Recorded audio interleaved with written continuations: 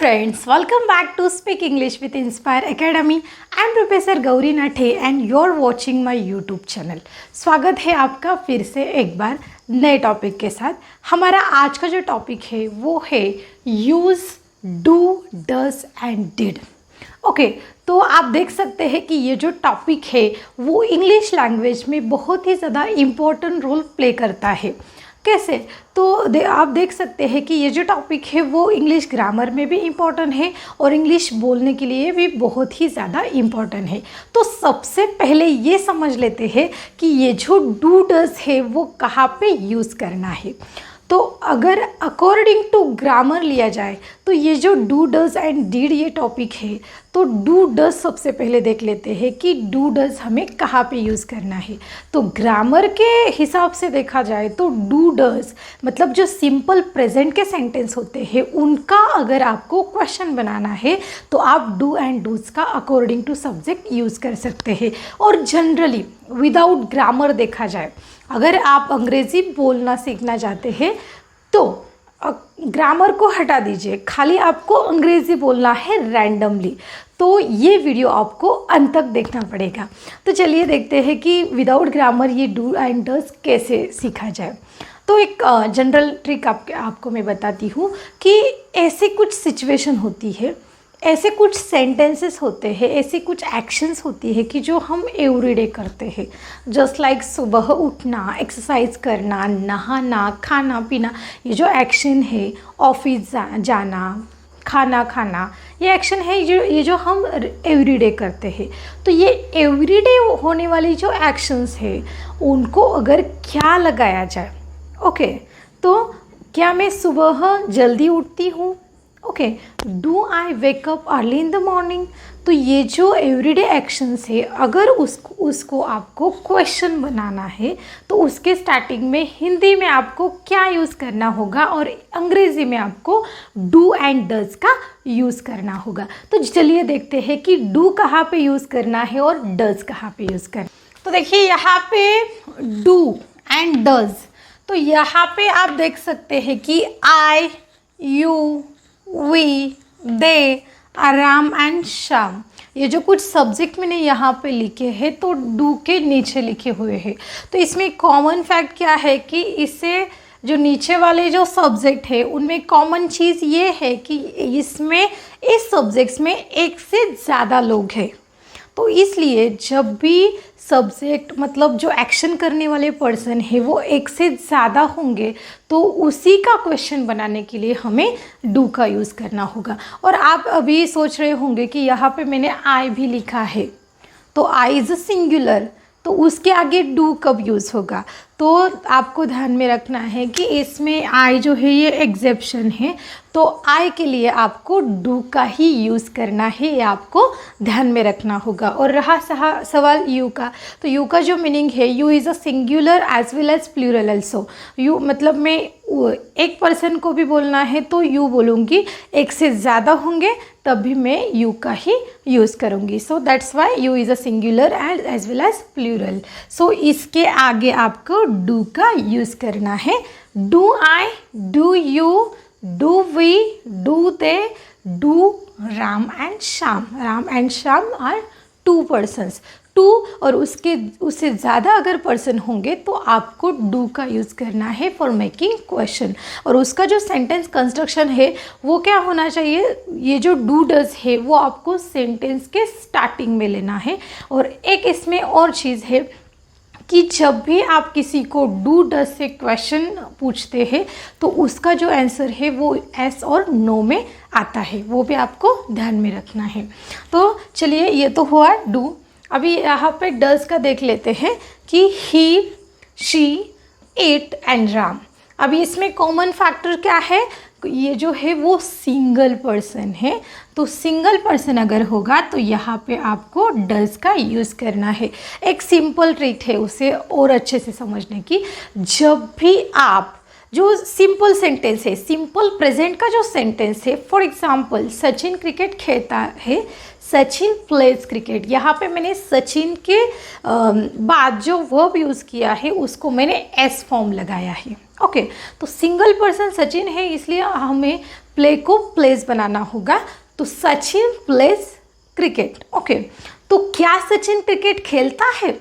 अभी इसका मैंने क्वेश्चन बनाया, तो यहाँ पे आएगा does Sachin play cricket.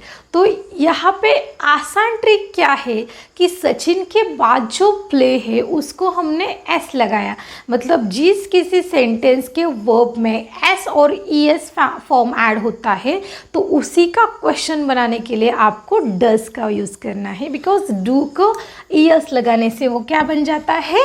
Does बन जाता है। ओके, तो आपको ध्यान में रखना है कि एक से ज़्यादा, दो से ज़्यादा पर्सन होंगे तो आपको डू यूज़ करना है, और सिंगल पर्सन होगा तो आपको सेंटेंस के स्टार्टिंग में डज यूज़ करना है क्वेश्चन बनाने के लिए। तो चलिए इसके कुछ एग्जाम्पल से समझते हैं उसको। फर्स्ट एग्जाम्पल इज़, क्या तुम मोबाइल इस्तेमाल करते हो? एवरीडे एक्शन, तो यहाँ पे तुम मतलब यू, तो यहाँ पे आएगा do you use mobile. Okay, do you use mobile? Then, क्या हम अपना काम ईमानदारी से करते हैं?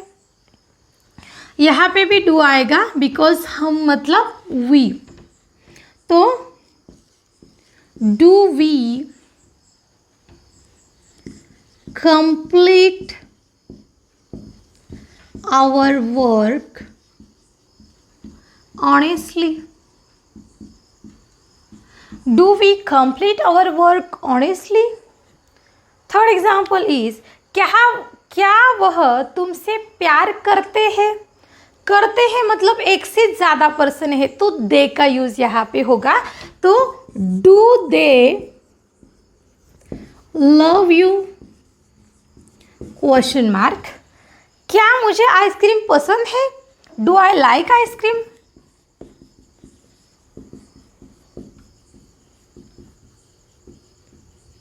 Question mark. तो यहाँ पे आप देख सकते हैं कि तुम मतलब यू सब्जेक्ट है, वी सब्जेक्ट है, दे सब्जेक्ट है, आई सब्जेक्ट है, इसीलिए हमने डू का यहाँ पे यूज़ किया। तो रिवाइज कर लेते हैं, क्या तुम मोबाइल इस्तेमाल करते हो? Do you use mobile? Next is, क्या हम अपना काम ईमानदारी से पूरा करते हैं? Do we complete our work honestly? क्या वह तुमसे प्यार करते हैं? Do they love you? Next is, क्या मुझे आइसक्रीम पसंद है? Do I like ice cream? Okay, तो चलिए देखते हैं कि डज के जो एग्जाम्पल है वहाँ पे हमें कौन से एग्जाम्पल लिए हैं। फर्स्ट एग्जाम्पल इज, क्या वह कॉलेज जाता है? अभी वह मतलब ही, तो यहाँ पे आएगा does he go to college? Okay, does he go to college? Then, क्या राहुल अंग्रेजी बोलता है? यहाँ पे सिंगल पर्सन है तो यहाँ पे भी आएगा does Rahul speak English?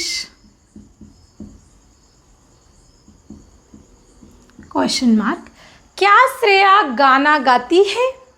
Does Shreya sing song?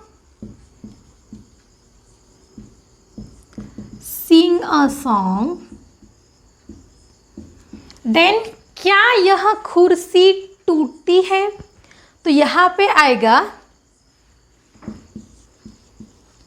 Does this chair break? Question mark. अभी आप देख सकते हैं कि जहाँ पे मैंने ही, राहुल, श्रेया एंड दिस, ये जो सब्जेक्ट है उससे पहले हमने डज का यूज़ किया है। देखिए थोड़ा सा रिवाइज कर लेंगे। क्या वह कॉलेज जाता है? Does he go to college? क्या राहुल अंग्रेजी बोलता है? Does Rahul speak English? क्या श्रेया गाना गाती है? Does Shreya sing a song? क्या यह कुर्सी टूटती है? Does this chair break? अभी हमने डू और डज का इस्तेमाल कहाँ पे करना है वो इजी लैंग्वेज में सीखा। अभी हमें डिड का यूज़ कब करना है वो हमें सीखना है। तो चलिए डिड का यूज़ कब करना है। It is very simple. जैसे कि हमने सिंपल प्रेजेंट के लिए हमने डू डज का यूज़ किया, उसका क्वेश्चन बनाने के लिए ठीक वैसे ही हमें सिंपल पास्ट के जो सेंटेंसेस हैं तो उनका क्वेश्चन बनाने के लिए हमें डिड का यूज़ करना है, और डूडल्स का जो पास्ट फॉर्म है वो डिड ही तो है, तो इसलिए हमें सिंपल पास्ट के सेंटेंस के लिए डिड यूज़ करना होता है। तो कौन से एक्शन, जो एक्शन हमारी हुई है, जो इवेंट है वो ऑलरेडी हुआ है, जो एक्शन हमने की है, तो ये सिंपल पास्ट के सेंटेंस होते हैं। फॉर एग्ज़ाम्पल, मैंने खाना खाया, मैंने टीवी देखी, उसने मेरी किताब लौटाई, वह अंग्रेज़ी बोला। मतलब ऐसे जो एक्शन है कि जो हुई है, तो इसके लिए हमने सब्जेक्ट के बाद वर्ब का सेकंड फॉर्म यूज़ करना होता है। तो उसी का क्वेश्चन अगर हमको बनाना है तो डिड का यूज़ करना है। फॉर एग्ज़ाम्पल, क्या तुमने खाना खाया, did you take meal. Okay, क्या मतलब ये क्वेश्चन है, तो did you take meal, did you eat meal. Okay, तो चलिए देखते हैं डिड का यूज़ कब करना है। तो जो डिड है वो सेंटेंस के स्टार्टिंग में आना है, उसके बाद जो सेंटेंस है वो बिलोंग करते हैं सिंपल पास्ट से।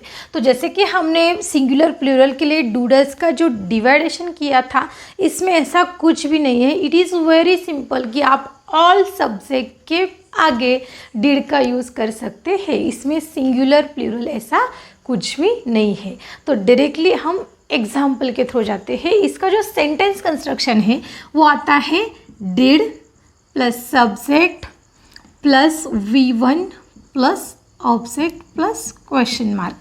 तो आप देख सकते हैं इसमें एक ध्यान में रखने वाली बात ये है कि जब भी हम पास्ट का जो सेंटेंस, सिंपल पास्ट का जो सेंटेंस है उसमें हम वर्ब का सेकंड फॉर्म यूज़ करते हैं। फॉर एग्जाम्पल, उसने नया घर खरीदा। ओके, तो ये एक्शन हुई है। तो he bought a new house. Okay, he bought a new house, मतलब बाय का जो सेकंड फॉर्म है वो है बॉट। तो इसी का हमें क्वेश्चन बनाना है, क्या उसने नया घर खरीदा, did he buy a new house. क्या चेंजेस है दोनों सेंटेंस में? पहले वाले सेंटेंस में हमने वर्ब का सेकंड फॉर्म यूज़ किया था। जब भी आप क्वेश्चन बनाते हैं, डिड का यूज़ करते हैं, तो second form turn into first form. तो सेकंड फॉर्म का हमें फर्स्ट फॉर्म बनाना है। क्यों? क्योंकि डिड ये ऑलरेडी पास्ट फॉर्म है डू और डज का। तो जब हम डिड लेते हैं तो ऑलरेडी हमने पास्ट फॉर्म यहाँ पे यूज़ किया है, तो आपको डबल लेने की ज़रूरत नहीं है। तो यहाँ पे ये सेंटेंस कंस्ट्रक्शन इसलिए मैंने दिया है कि जब भी आप डिड का यूज़ करते हैं तो आपको वर्ब का फर्स्ट फॉर्म ही यूज़ करना पड़ेगा। तो चलिए इसके एग्जाम्पल्स देखते हैं। ओके, फर्स्ट एग्जाम्पल इज़, क्या तुमने अपना होमवर्क पूरा किया। अभी इसमें कॉमन चीज़ ये है कि ये सारी की सारी एक्शन हुई है पास्ट में। तो यहाँ पे आएगा, क्या तुमने अपना होमवर्क पूरा किया। जनरली हम अपने बच्चे से ये क्वेश्चन पूछते हैं, तो यहाँ पे आएगा, did you complete your homework. Did you complete your homework. Next is, क्या टीचर ने आज सिंपल पास्ट टेंस सिखाया। Did teacher teach simple past tense today. Did teacher teach simple past tense today. Next is, क्या उसने तुम्हारी मदद की। Did he help you.